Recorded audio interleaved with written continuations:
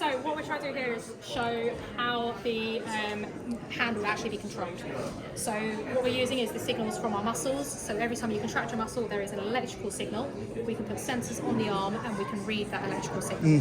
This takes a little bit of time to set up because I have to calibrate it, but let me give it a go. So initially what I have to do is I have to stay very still. What we're doing is we're measuring what my baseline signal would be, and then we're going to use that to create some thresholds. And every time I contract and go over those thresholds, it will then use those to activate the hand. So at the moment it's recording a static trial, now it's going to record a moving trial. Okay. So here now I'm using the movements that I would use for the hand to operate. So we actually use our wrist flexors and our wrist extensors. So we're contracting this muscle and this muscle. And I'm just giving it now a signal of what my higher levels of that might be.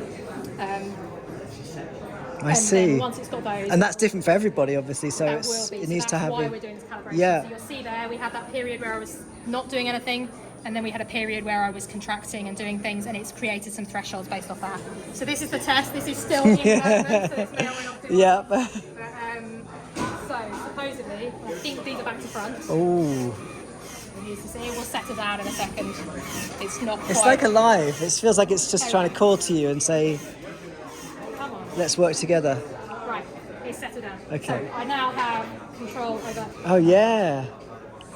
So close, open. It's not like in the open. But this is the thing, so we go through the procedure of having to calibrate it, understand what it would do. It's worked wonderfully just And now. this It's now because we're recording, isn't it? To be honest, it looks like it's working, frankly. So if you hadn't said nothing, it just looks like it's working to us. But it's something that is now becoming part of prosthetics broadly, or is already sort of here. So I was just saying to the lady, the idea of using our muscles to control them has been around since the 60s. Yeah. The new stuff is the multi-grip hands. Okay. So they're the ones that, so the NHS, as of the beginning of September, it will now prescribe Oh, wow. these multi-grip hands. With the multi-grip hands, the idea there is they've got independent control over the fingers. Yeah.